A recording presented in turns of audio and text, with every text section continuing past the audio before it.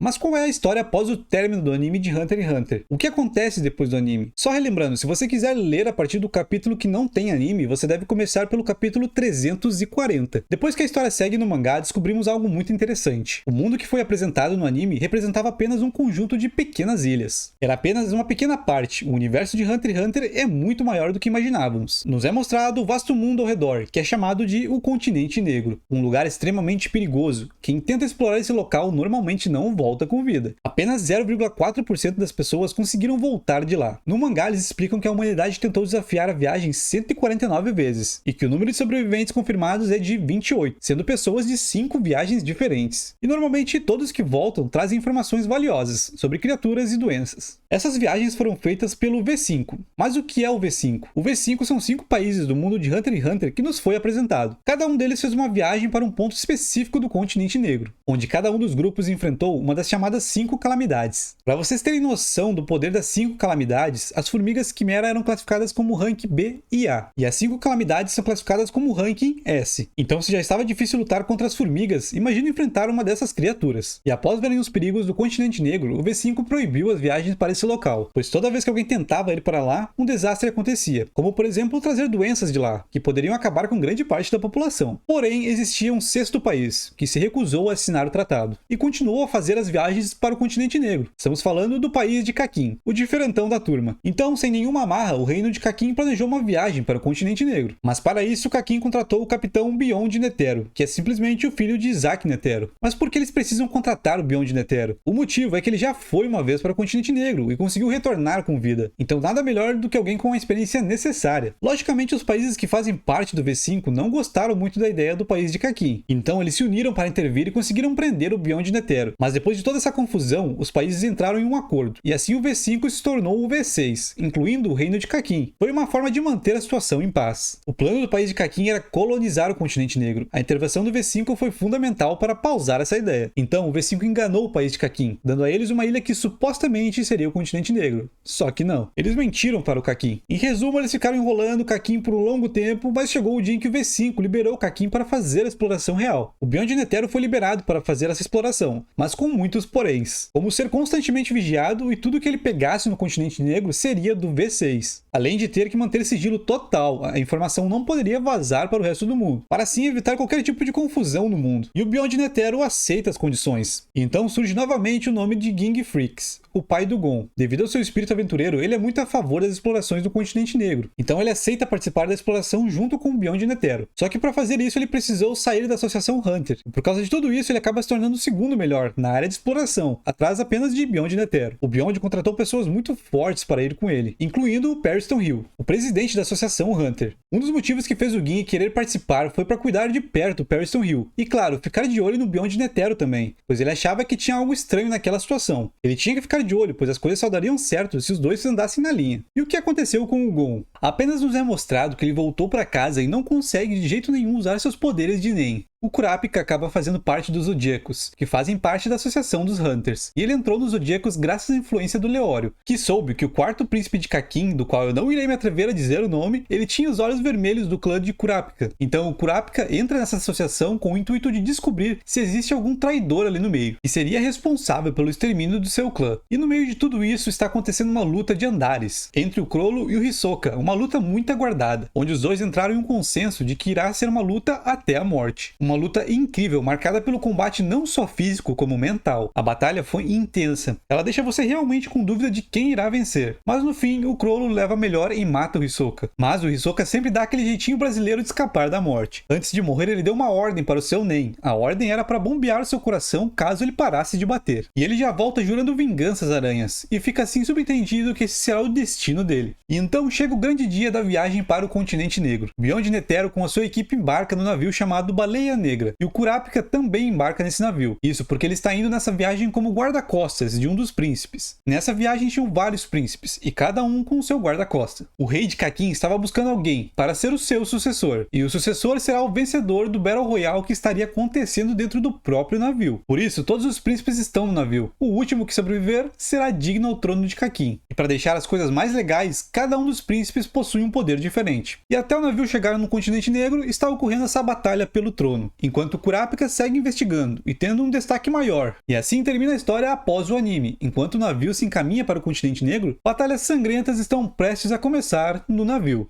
E como de costume, se você chegou até o final desse vídeo, muito obrigado mesmo. Assistiu o vídeo até aqui? Curtiu o conteúdo? Então se inscreve e deixa o like para eu saber que vocês querem mais vídeos como esse. E claro, não esqueça de conferir o vídeo que está aparecendo aí na tela. Valeu e até o próximo vídeo.